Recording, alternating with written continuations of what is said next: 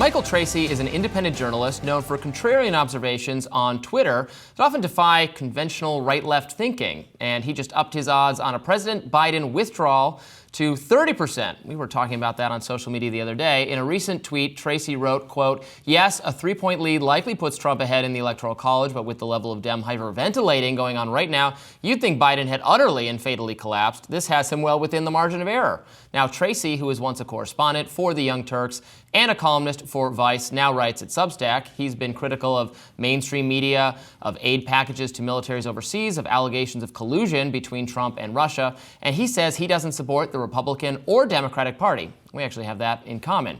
Tracey also recently called out the squad, writing, quote, "The squad position that Biden is both complicit in an ongoing genocide and totally fit to serve another 4 years as president is really special."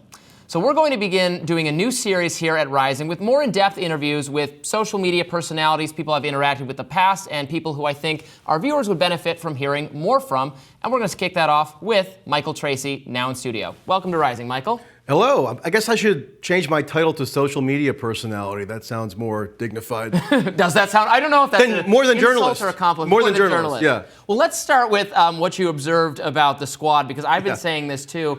I was actually surprised, and I didn't know that AOC was capable of shocking me anymore by her level of behavior, but I was surprised that like the only people not turning on Biden right now are like the squad progressive people, despite having been, as far as I could understand, the most dissatisfied with him over the course of his presidency for the perceived betrayals on like student loan debt, on the Israel policy, especially in the last couple months.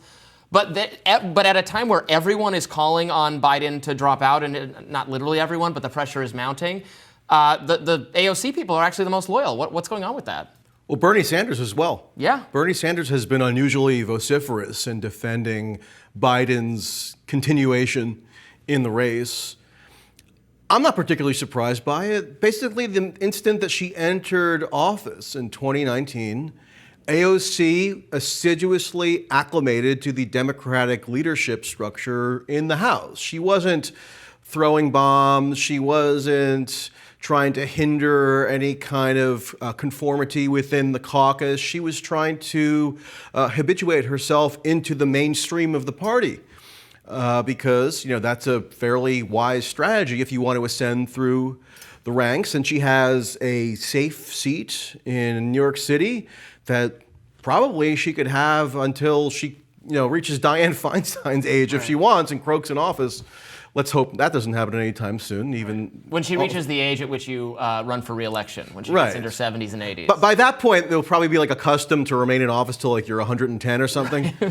People will just be floating brains in jars like in Futurama running for president. So I'm not particularly surprised by it. Yeah, she did somewhat accentuate her rhetoric around the Israel issue because she has to manage a couple of incentives within her personal coalition, including the activist left, the DSA types, who are obviously very strident on the Israel issue. So she kind of threw them a couple of symbolic bones by calling it a genocide, which I don't really think amounts to much substantively. It's just a way for people to get people riled up. Mm-hmm. Now, you can have strong critiques of the Israeli war effort, of the U.S. policy to support and subsidize and facilitate the Israeli war effort, but just to scream genocide doesn't really accomplish much other than getting everybody emotionally exercised.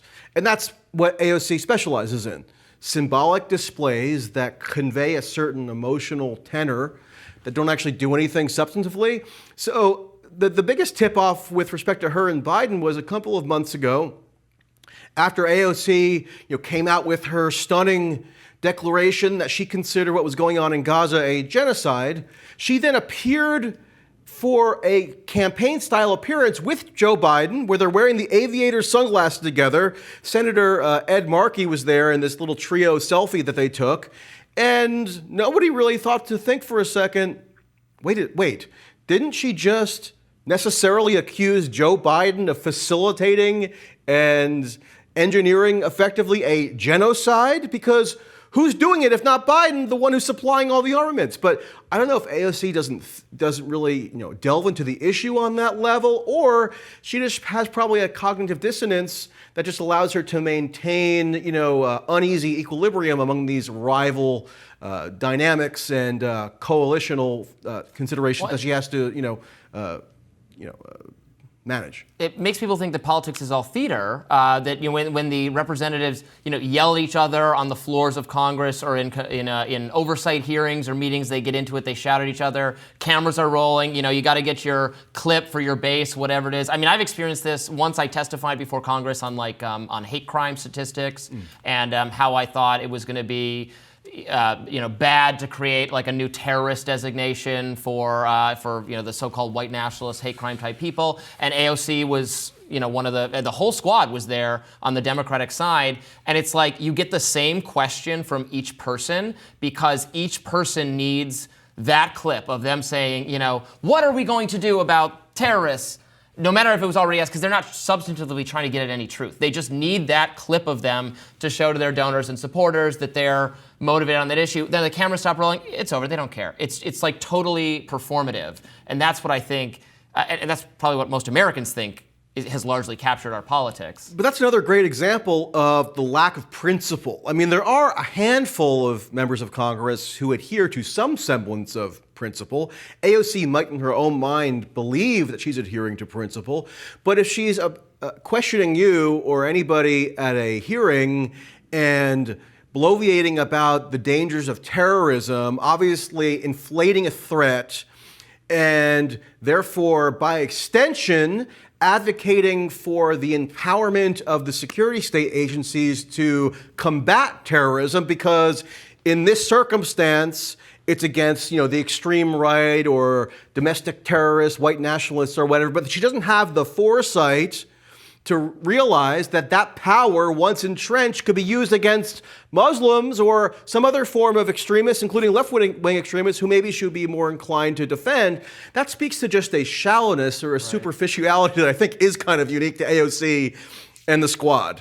Now, that said, there are times where she has some, she can be deft, she can be skillful. I think she's actually a good performer. But when you're seeking to rise through the ranks of like a House leadership structure, obviously principle falls by the wayside. Thomas Massey's probably the most classically principled member of the House right now. And he's like one of the very rare few who doesn't seem to just act fully in service of advancement. He actually prioritizes principle, but that limits his ability to wield power. Engage in performance. Yeah, exactly. But AOC, I mean, in a way, I mean, there is a logic to what she's done with Biden, because clearly now she has greater influence than you might have expected from 81. I mean, there really are an odd pairing: 81-year-old Biden and what is she, 34-year-old AOC. Seemingly from divergent ideological wings of the Democratic Party.